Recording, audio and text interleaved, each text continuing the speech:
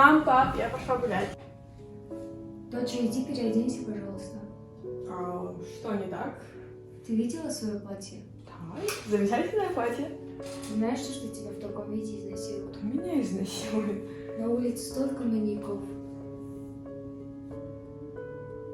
апамды фактор кейін шықты. Почему?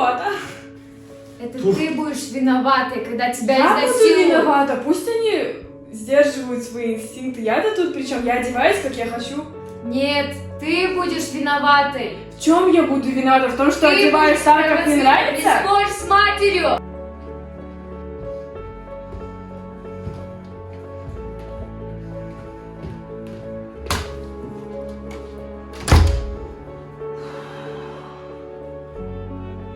Қарайсың қызым, сені тәрбие.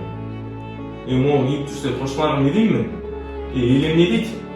Олар шет қыздар киіп жүрген не болғанын көрдің бе? Бар сөйлесіп кетші.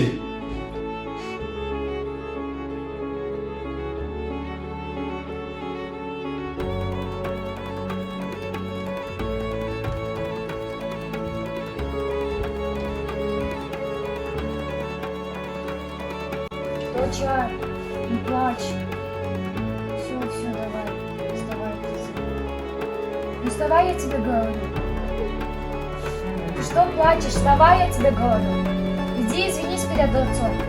Это что за поведение? С какой стати я должна перед ним извиняться?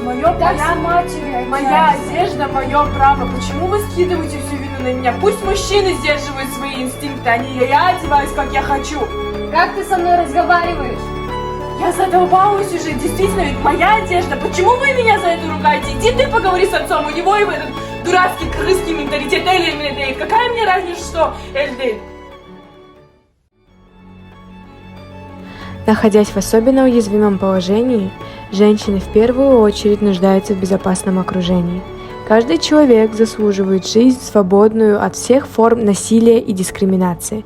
Равноправие и устойчивое развитие в Центральной Азии находятся под угрозой замещения установками, в основе которых лежат гендерные предрассудки. Последствия могут оказаться особенно болезненными для детей, которые и так принадлежат к незащищенным группам. В недавнем прошлом мы многого добились на пути к гендерному равенству, но нам предстоит пройти еще долгий путь, чтобы обеспечить равные возможности для женщин в плане получения средств к существованию, участия в жизни общества и права голоса.